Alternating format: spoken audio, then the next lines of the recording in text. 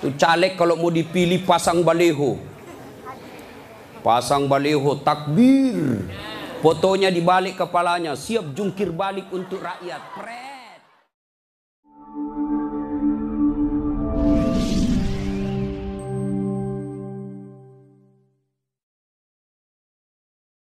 Jangan kau musuhi polisi, cowok.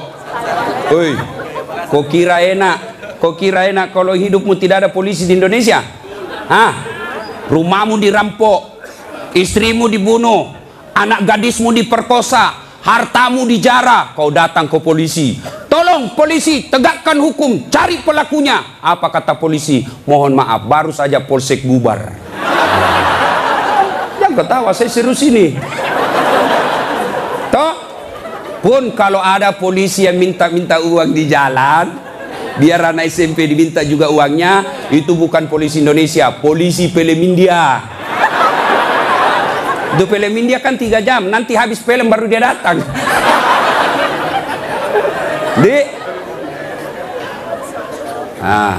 Jadi bisa jadi kita beragama Islam, tapi kemungkinan juga bisa jadi kita matinya dalam keadaan kafir. Wa qala idzan, Allah kemudian berfirman, bismillahirrahmanirrahim. Ya ayyuhalladzina amanu dukhulu fis silmi kaffatan wa la tattabi'u khutuwatis syaitan innahu lakum aduwwum mubin. Wahai orang-orang yang beriman, masuklah engkau ke dalam Islam secara sempurna, bukan Islam pencitraan, bukan Islam pilpres, bukan Islam pilcaleg, tapi Islamlah secara benar. Tuh caleg kalau mau dipilih pasang baleho. Pasang baleho, takbir. Fotonya di balik kepalanya, siap jungkir balik untuk rakyat. Pret. Beleng-beleng. Tidak. Islamlah secara benar. Wala tattabi'u khutuwatis syaitan. Dan janganlah engkau ikuti langkah-langkah setan, karena sesungguhnya setan itu musuh yang nyata bagi kalian. Musuh kalian bukan ulama, musuh kalian bukan ustadz, musuh kalian bukan tentara, musuh kalian bukan polisi, musuh kalian bukan mahasiswa, musuh kalian adalah setan, dan setan itu musuh yang nyata bagi kalian. Kalau saya ceramah seperti ini, ada enggak setan di tengah-tengah kita? Ada. Orang ceramah masa ada setan? Ada, setannya bukan pocong. Tapi apa setan yang ada di tengah-tengah kita? Bentuknya handphone. Apa ibu? Orang sudah ceramah masih sibuk juga. Sudah 55 umurnya siaran langsung juga.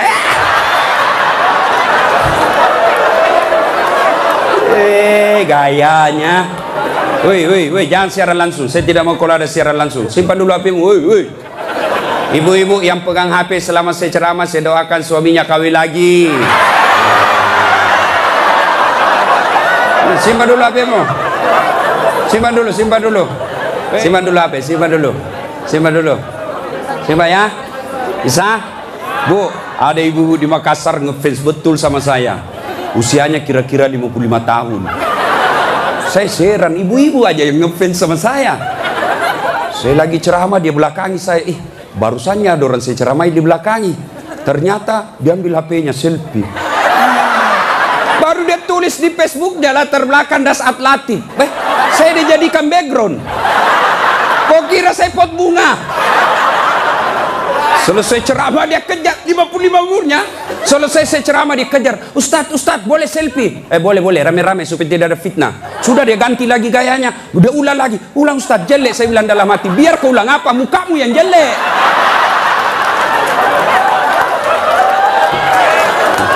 Selesai selfie, langsung dia bilang, Ustadz boleh cium?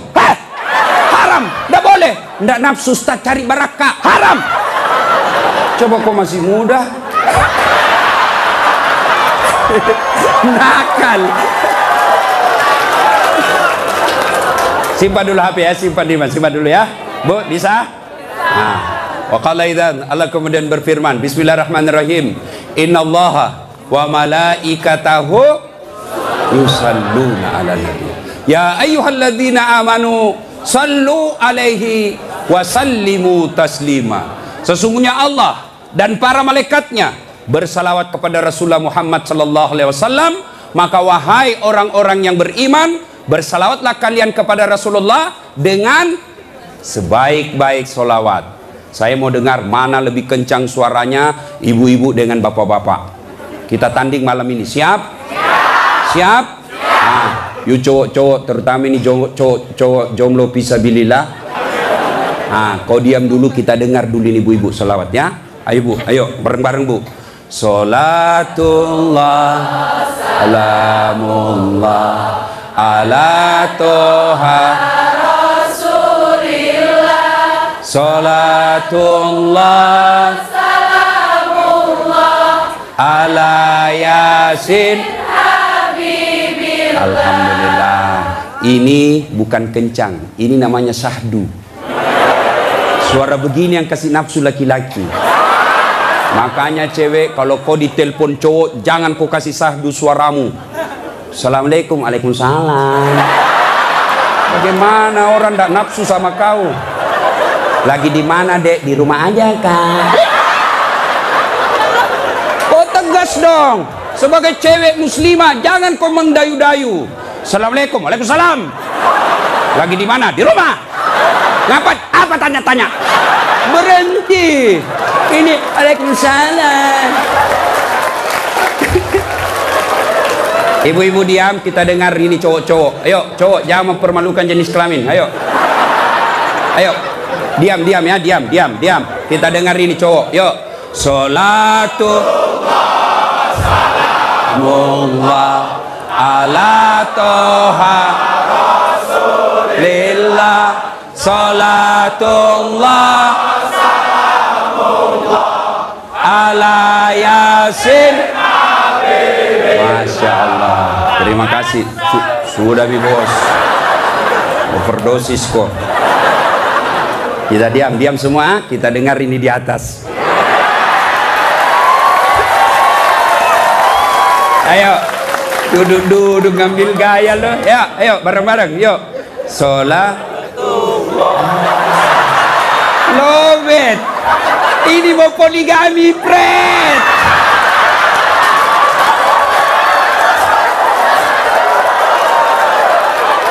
Nah,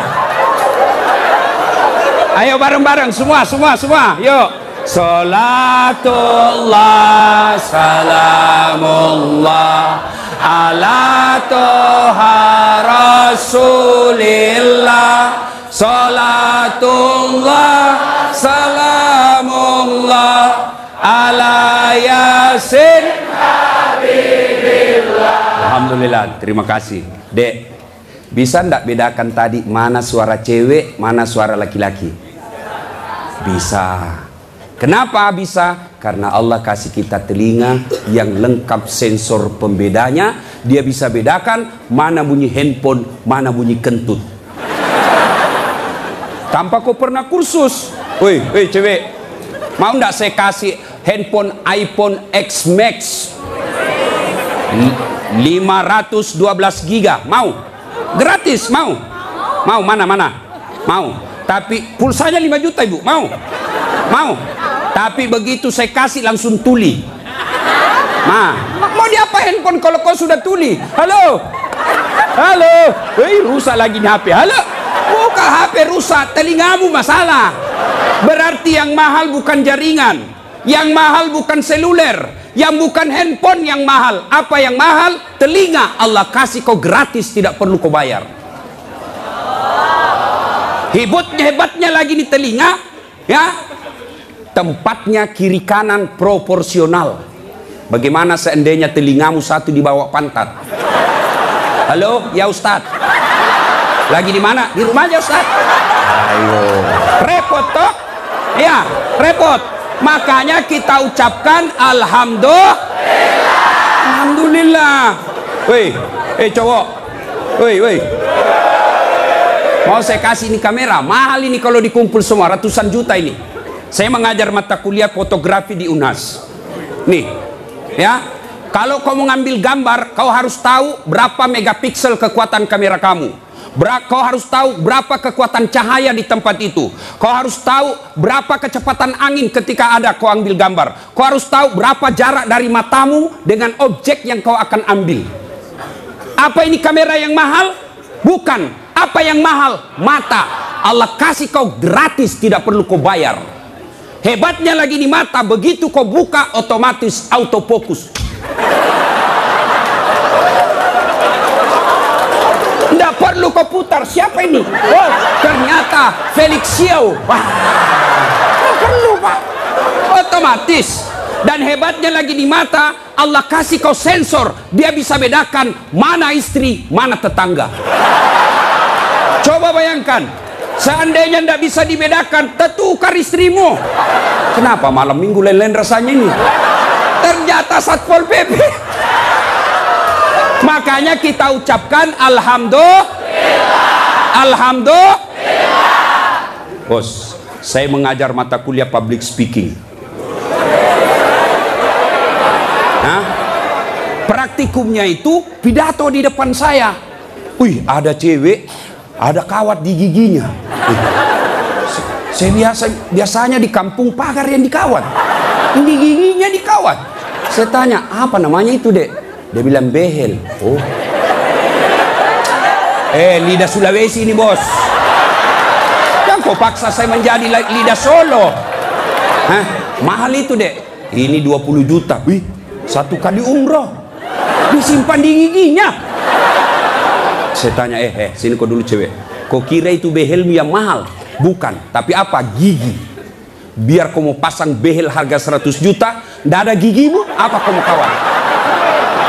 Ayo, berarti yang mahal gigi. Hebatnya lagi di gigi, tumbuh dan panjangnya dibatasi.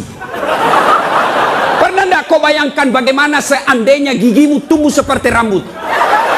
Saya yakin Dude Herlino ndak akan main sinetron kalau sudah keluar giginya. Nggak ada yang mau nonton. Makanya kita ucapkan Alhamdulillah. Makanya jangan kau pernah ngeluh, jangan kau merasa putus asa, jangan kau merasa kamu miskin. Kalian semua orang kaya, yang kekayaanmu kata Allah fi ahsani takwim, itu badanmu yang sangat cantik. Ya, saya jelek Ustaz karena kau membandingkan sama yang cakep. Saya tidak mau duduk dengan ini artis Satri Hijrah, hancur saya. Hancur. Lebih baik saya dekat-dekat sama Tukul 11-12.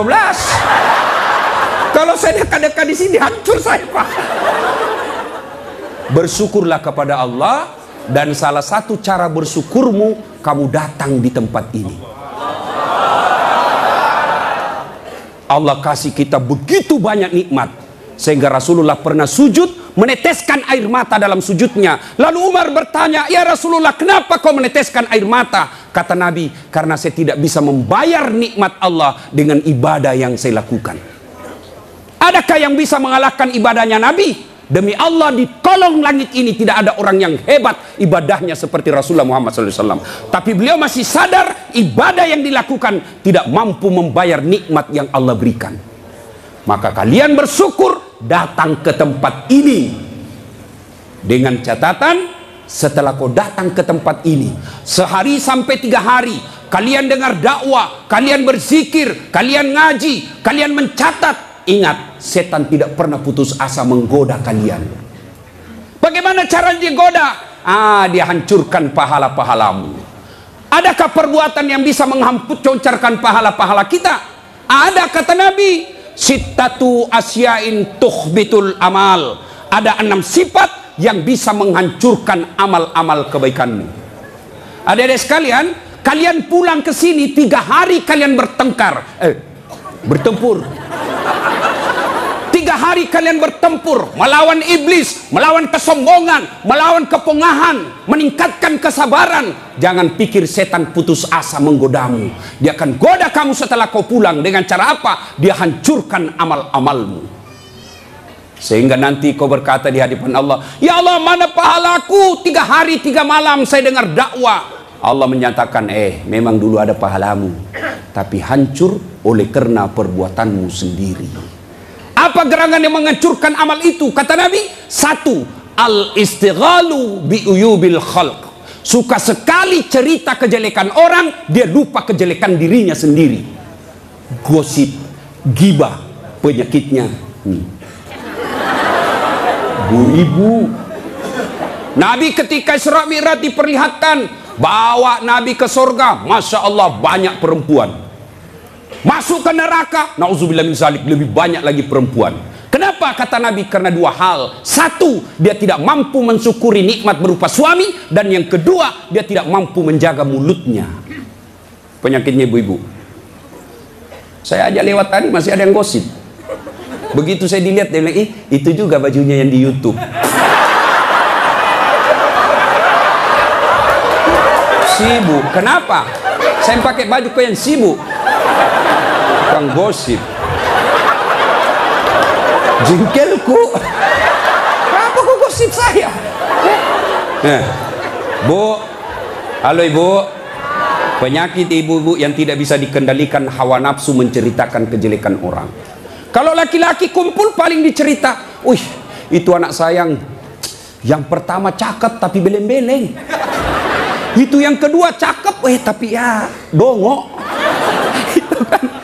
Paling kita cerita itu, wah itu motor saya rewel, itu mobil saya yang tua, wah sedikit-sedikit mogok lagi, itu atap rumah saya bocor. Paling kalau bapak cerita itu. Tapi coba kalau ibu-ibu, pertama dicerita sinetron, jelek betul sifatnya itu ya. Sana itu. Iya toh, langsung tetangga jadi korban. Kumpul begini tuh masih ada gosip. Apa? Dia enggak ngomong tapi matanya dong. Apa? Kudungnya enggak serasi dengan roknya. Beliau kayak umbul-umbul. Sudah. Satu udah digosip. Lewat lagi satu. Apa? Palsu. Kenapa kau tahu? Lipstiknya. Kenapa kau tahu? Melengket di giginya. Coba ya. Ayo adik-adik. Ya. Nah, maka saya heran sebagai anak bangsa, kok kita dituduh orang Islam selalu menyebarkan fitnah. Islam sangat membenci fitnah sehingga Nabi mengatakan, al fitnatu asaddu minal qatl. Fitnah itu lebih kejam daripada membunuh. Jadi pemain-pemain buser, apakah namanya itu? Cocok nih? Buser, apakah itu? Yang suka cari-cari duit dari menyebarkan fitnah. Hah? Yo itu baser. Hah? Manalah. Tidak adalah kita orang Islam. Satu kali Nabi menyampaikan, barang siapa yang mengucapkan 2 kali syahadat, diyakini sampai mati pasti masuk surga. Abu Hurairah senang dengar ini. Lalu Abu Hurairah berlari-lari kecil menuju ke pasar. Dengan tujuan apa? Dia mau menyampaikan berita gembira ini. Lalu didapat oleh Abu Bakar, oleh Umar. Abu Hurairah, kau mau pergi mana buru-buru? Saya mau menyampaikan berita penting. Apa itu? Barusan saja saya dengar menyampaikan Nabi, siapa yang syahadat, yakin sampai mati, pasti masuk surga. Umar berkata, betul kok Nabi bilang begitu? Betul. Saya tidak percaya. Kayo kita datang ke sumber. Dalam teori komunikasi inilah disebut check and recheck. Datanglah Umar klarifikasi ke sumber berita Rasulullah. Ya Rasulullah, katanya Anda mengucapkan siapa yang syahadat yakin sampai mati pasti masuk surga. Apa betul berita seperti itu ya Rasul? Nabi katakan betul. Tapi ya Rasulullah, ada apa? Ini Abu Hurairah, dia mengumumkan di pasar. Terus saya khawatir nanti disalahpahami umat kita. Biar tidak sholat yang penting syahadat masuk surga. Biar judi yang penting syahadat masuk surga. Biar zina yang penting syahadat masuk surga. Saya salah paham nanti orang. Saya khawatir hadis ini dipahami dengan salah. Lalu Nabi katakan, oke, jangan kau sampaikan ini halal umum, karena dia bisa mengganggu kemaslahatan umat. Itulah sebabnya kita kenal dalam Islam, likulli makam makal, wa likulli makal makam. Setiap ada ucapan, ada tempat yang cocok untuk ucapan itu, dan setiap tempat ada ucapan yang cocok untuk tempat itu. Maka ibu-ibu harus bijaksana memegang WhatsApp, harus bijaksana memegang medsos. Kenapa? Karena jika ibu salah menempatkan medsos itu, maka ibu bisa berujung pada penjara. 2. Yang bisa menghancurkan amal kebaikan kita. Apa itu kata Nabi? Hubbud dunia, terlalu cinta kepada dunia. Cinta dunia boleh, Cinta dunia boleh, mana yang tidak boleh? Terlalu cinta kepada dunia. Nah Ibu, yuk. Salatullah ala toha Rasulillah. Salatullah ala Yasin. Cinta dunia. Mana cinta dunia? Satu, menganggap enteng ibadah. Hayya 'alas shalah. Sebentar, masih panjang waktu duhur. Ini kan sampai jam 3. Cinta dunia. Mana lagi cinta dunia? Ini paling banyak cewek. Mukanya dia tidak terima dengan ikhlas. Mukanya dikira tembok, coklat, biru, abu-abu, krem. Sekarang cewek kan banyak palsu. Bulu matanya panjang, palsu. Matanya biru, palsu. Bibirnya merah, palsu. Pantatnya gabus, palsu. Itu terlalu cinta dunia. Perempuan kan sekarang bingung saya lihat. Rambutnya panjang, mau dikasih keriting. Yang keriting rambutnya, dia kasih lurus. Iya kan? Allah sudah kasih yang baik, dia tidak syukuri. Begitu mulai putih rambutnya, stres, dikasih semer. Kena matamu, tidak. Karena waktu yang sangat terbatas. Yang ketiga, apalagi yang bisa menghancurkan amal ibadah kita? Qillatul haya, kurang rasa malu. Oh, ini banyak di Indonesia. Anggota DPR malu dong, sudah digaji oleh rakyat, uang rakyat, kalian tidur saja. Dedek, pernah dengar cerita anggota DPR di akhirat? Hah? Jadi anggota DPR kan ada penghafal Quran, masuk dalam surga. Begitu masuk dalam surga dilihat, kok banyak anggota DPR di sini? Di negara aku banyak di OTT karena korupsi. Dia pergi protes sama malaikat penjaga surga. Malaikat, kenapa banyak ini masuk anggota dewan dalam surga? Di negara saya banyak yang korupsi. Dia bilang penjaga surga, dah sok ribut. Kenapa? Dia cuma reses, sebentar lagi pulang ke tempat asalnya.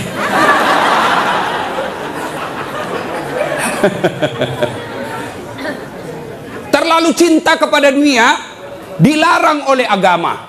Maka oleh sebab itu kita diberikan hanya syukuri nikmat yang Allah berikan. Yang ketiga, qillatul haya, kurang rasa malu. Malu dong menyebarkan fitnah.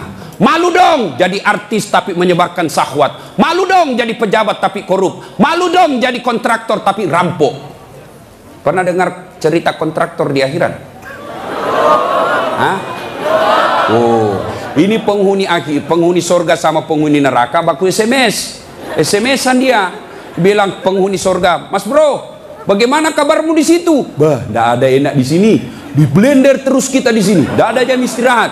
"Kau di situ bagaimana kabarmu di surga?" "Masya Allah, enak betul. 1 laki-laki, 7 bidadari." Bayangkan Pak, 7. Dan itu bidadari tidak pernah kentut. Seperti istri kita di rumah, 7 kali kentut 1 hari. Enggak pernah kentut. Perawan terus. 7 bidadari. Sampai jam berapa?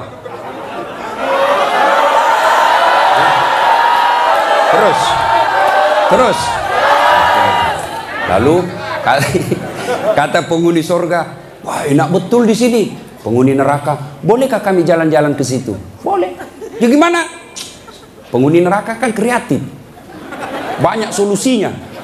"Gimana?" Sudahlah, tidak usah cemas. Kami bikin jembatan dari surga, kamu juga bikin jembatan dari neraka. Kita ketemu di tengah. Setuju? Setuju. Lelang proyek. Keluar pemenang tender. Kerjalah. Hari pertama hancur juga ini, Ustaz. Aduh. Nasib sial saya ini malam. Uang merah kek.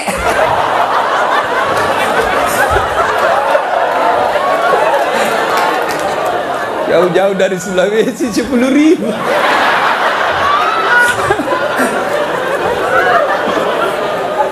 Nah, lalu dia bilang, hari pertama proyek dari neraka selesai 50%.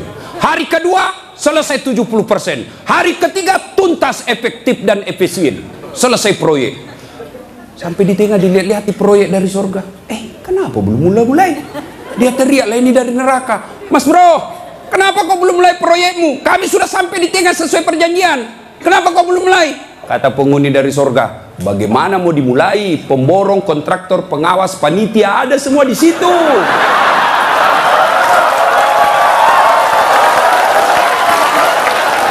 Di sini penghafal Quran aja di sini. Nggak tahu hitung proyek, salah-salah kalkulatornya. Ya, cinta dunia, ya, kurang rasa malu. Mana lagi yang kurang rasa malu? Kalian cewek. Ayo, ibu-ibu hadir di sini, alhamdulillah. Tapi tolong yang paling banyak kurang rasa malunya sekarang perempuan. Mulai dari cara berpakaiannya.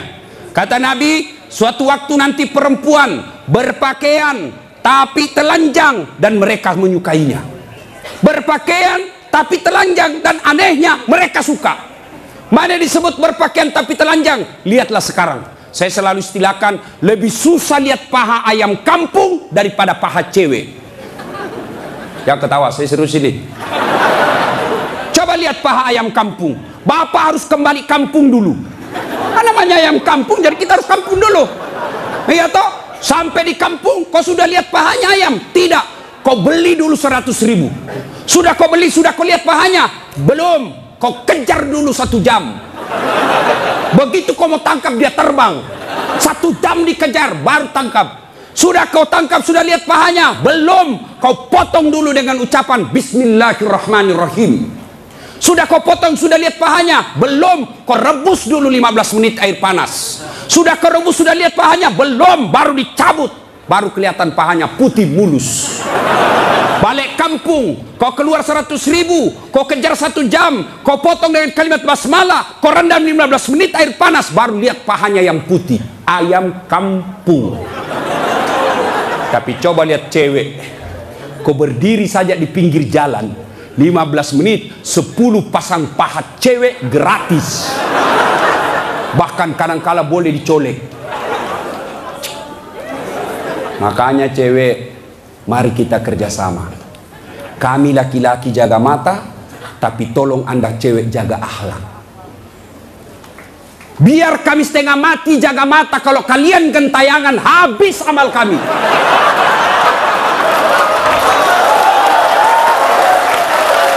Ya, saya kalau mau pergi mengajar di kampus, saya ngaji dulu beberapa ayat, sholat duha dulu 2 rakaat, baru 1 kilometer saya naik mobil, hancur amalku.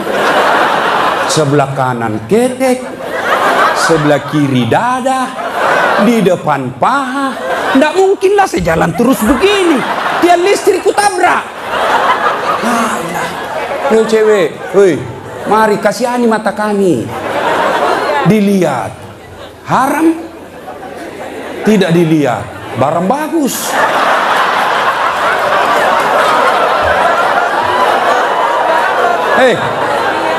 Oke, sekarang banyak perempuan kurang rasa malunya. Dulu kalau ada perempuan hamil di luar nikah, dibuang dari kampungnya.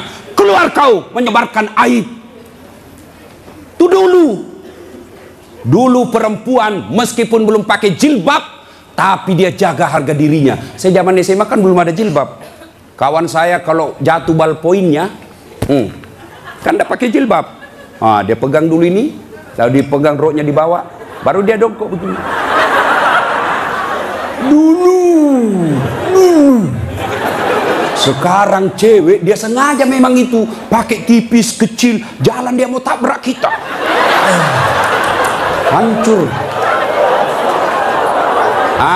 Maka kalian akhwat yang datang di sini pengajian selama 3 hari 3 malam, tolong selamatkan saudara-saudara kalian akhwat-akhwat supaya mereka tidak pakai begitu.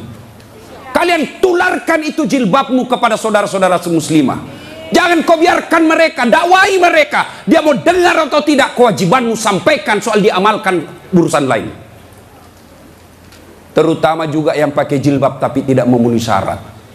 Pakaian jilbab itu, pakaian menurut Islam itu ada 4 syaratnya. Nih dengar baik-baik yang mau bikin baju. 1, syarat pakaian itu nutup aurat. Alhamdulillah kalian semua nutup aurat. Mana auratnya perempuan? Seluruh anggota tubuhnya kecuali telapak tangan, telapak kaki. Ustadz itu pakai jilbab kelihatan lehernya, tinggal lehernya dibakar nanti. Ya, kelihatan pahanya nanti dibakar. Kalau cewek masih enak dilihat. Ini ada juga orang tua, sudah mau ada cucunya, pakaiannya saya tanya, Bu, kenapa pakai begitu? Ibu sudah tua. Dia bilang, ini baru ada, dulu waktu saya gadis tidak ada begini, Ustaz. Ini namanya bagus, dikasih ibu, kasih STNK. Tahu STNK? Sudah tua, nakal kembali. Kasih itu STNK itu buru-buru gitu. Laki-laki mana auratnya? Pusat sampai lutut. Artinya adik-adik, kalian yang sudah mengaku diri hijrah, silakan main futsal, silakan main bola, silakan olahraga, tapi tolong jangan kelihatan pahamu. Pahamu adalah dosa ketika kau kelihatan. Kau suruh saudara putrimu jilbab, kalian main bola kelihatan paha, dosa. Nggak ada nafsu lihat pahaku. Siapa bilang? Siapa tahu ada janda-janda tua sudah lama nggak lihat paha. Bisa jadi. Ya. Yang kedua, syarat pakaian menurut Quran, nutup aurat. Yang kedua, tidak mempertontonkan lekuk-lekuk tubuh. Ada orang pakai jilbab tapi bajunya sempit, susah jalannya. Coba lihat itu kalau ada pengantin, pakailah jilbab sakaratil maut, yang 3 lapis, kuning, biru, abu-abu, dikasih biru lagi sedikit, ada talinya dia ikat-ikat dulu 2 meter, dia kasih di lehernya, kasih dulu. Mulai nggak bisa goyang tangannya, bajunya sempit, roknya sempit, jalanlah dia, bilang suaminya, buru-buru Bu, kita ketinggalan, tunggu dulu Pak. Tunggu. Itu namanya beleng-beleng. Tahu beleng-beleng? Dongo. Tahu dongo? Kau lah itu. Ayo. Syarat yang ketiga, cowok juga. Kalian pikir kalau kau cowok berpakaian ketat-ketat tidak berdosa? Dosa juga itu. Yang lebih mencengkelkan itu yang gendut. Masuklah dia di masjid pakai kaos oblong. Begitu dia ruku, mulai mencemaskan.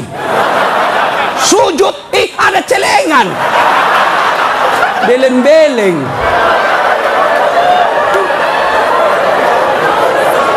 Nah, yang ketiga, syarat pakaian yang ketiga, saya ulang, tutup aurat, tidak mempertontonkan lekuk-lekuk tubuh. Yang ketiga, pantas.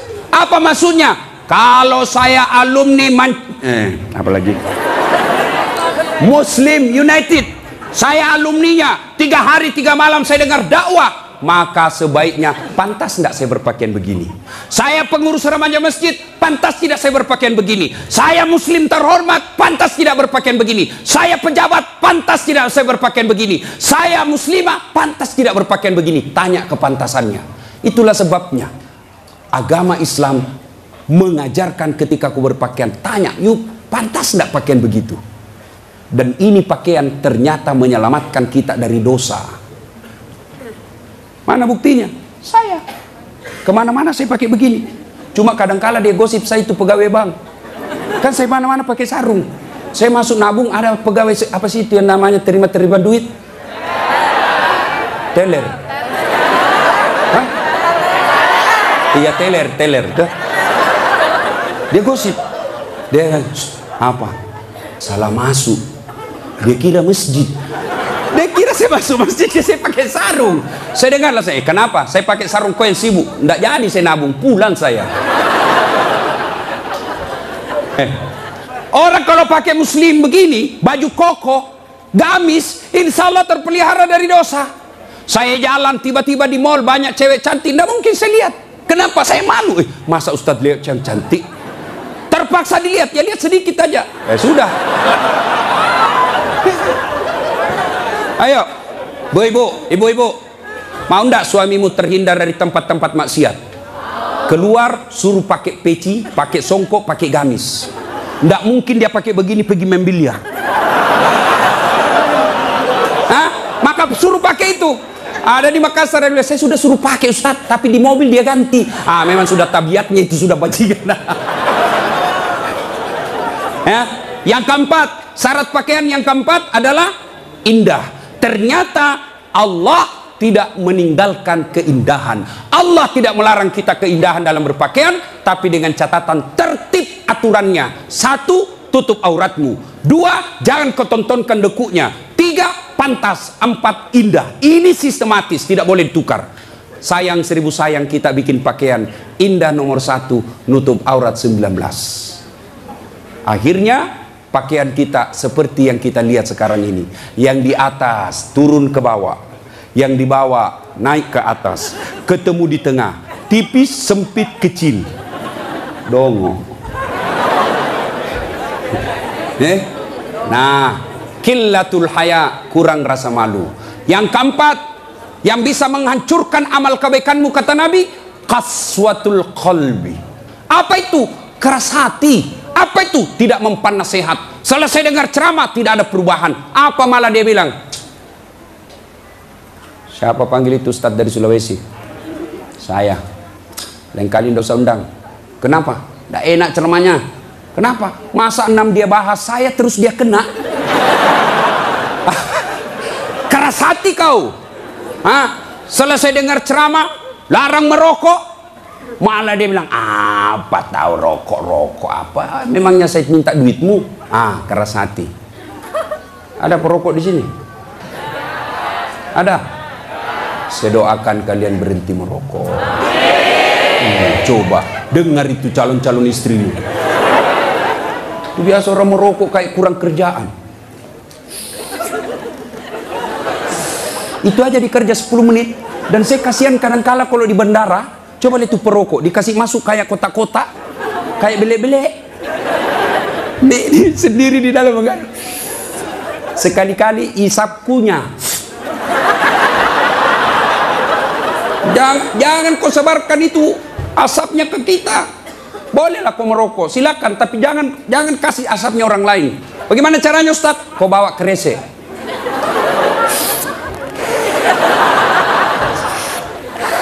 Itu bebas polusi. Ibu-ibu setuju enggak suaminya berhenti merokok? Kalian membenci 9 naga. Kalian membenci mereka-mereka itu, tapi kalian beli rokoknya. Kalau kalian mau hancurkan mereka, berhenti kau merokok. Lebih baik itu rokokmu anak muda, kau tabung, lamar cewekmu. Kau juga cewek, jangan terlalu lama mau dipacari. Ini pacaran Islami, Ustaz. Pret.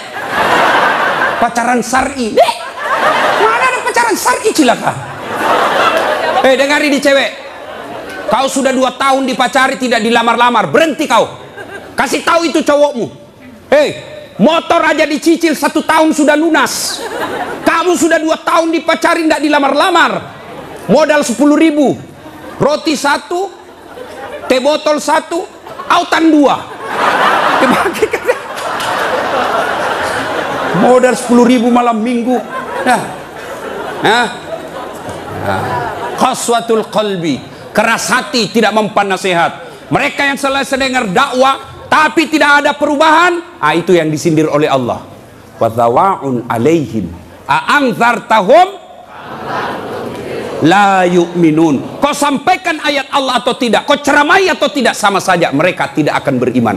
Keras hati, habis amalmu. Yang ke-5, penghancur amal, tulul amal. Apa itu? Panjang angan-angan alias malas. Dan yang ke-6, wadzalimun la yantahi, perbuatan zalim yang tidak bisa dihentikan. Zalim kepada Allah, tidak sholat. Puncak kesaliman kepada Allah, tidak sholat. Ada yang malas sholat di sini? Ada? Adik-adik, mau jadi direktur, mau jadi pegawai, mau punya rumah yang mewah, gampang. Perbaiki sholatmu. Kecil buat Allah kasih kau mobil, kecil buat Allah kasih kau rumah yang mewah. Allah cuma minta sempurnakan sholatmu. Ada di sini yang tidak ada masalah? Ada? Ini malah muka-muka penuh masalah semua ini. Ayah, mana ada manusia tidak ada masalahnya? Istri cantik, kau kira bukan masalah? masalah, digoda orang. Apalagi kalau suaminya jelek, lebih masalah lagi. Berarti bagus kalau istri jelek. Istri jelek dihina orang, kita lagi yang malu jalan sama dia. Duluan aja deh, nanti kita ketemu di gedung. Sampai deket tuh tidak muncul-muncul suaminya. Mana kau bang? Tidak jadi, saya mencret.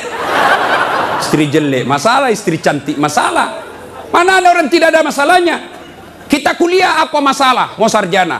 Sudah sarjana selesai masalahmu? Tidak, mau punya kerja. Sudah punya kerja selesai masalahmu? Muncul masalah baru. Apa? Mau jadi kepala dinas. Sudah kepala dinas selesai masalahnya, muncul masalah besar lagi, mau jadi sekda. Sudah jadi sekda selesai masalahnya? Belum, mau jadi wali kota. Sudah jadi wali kota, mau 2 periode.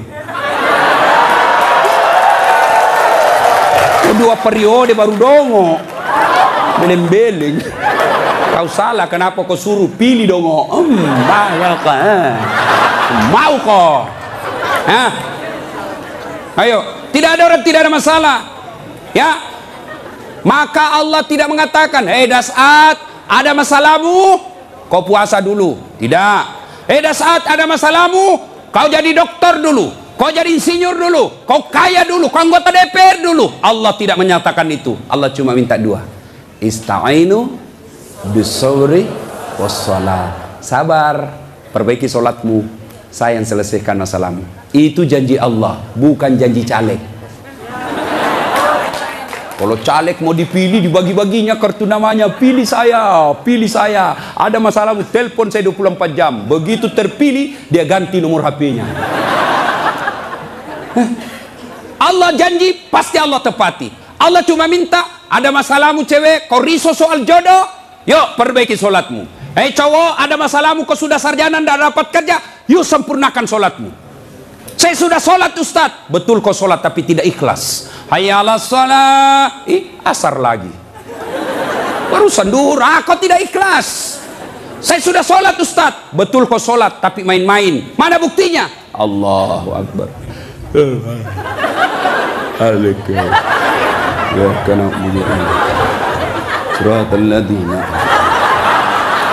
Kau ketawa karena kau bayangkan dirimu. Siapa ngajar kau sholat begitu? Sampai ada yang tanya saya, ibu-ibu, Ustadz boleh enggak sholat? Panas Ustadz di rumah, enggak ada AC, enggak ada kipas. Sholat duhur boleh enggak tidak pakai BH? Boleh, tapi kau tidak beradab namanya. Boleh. Bayangkan kalau kau ruku. Yang ketawa cowok, ini barunya laki-laki perempuan. Boleh, tapi tidak beradab namanya. Itu kau tidak ikhlas. Saya sholat Ustadz, betul kau sholat. Tapi sholatmu ya tidak seperlunya. Saya juga sholat Allah.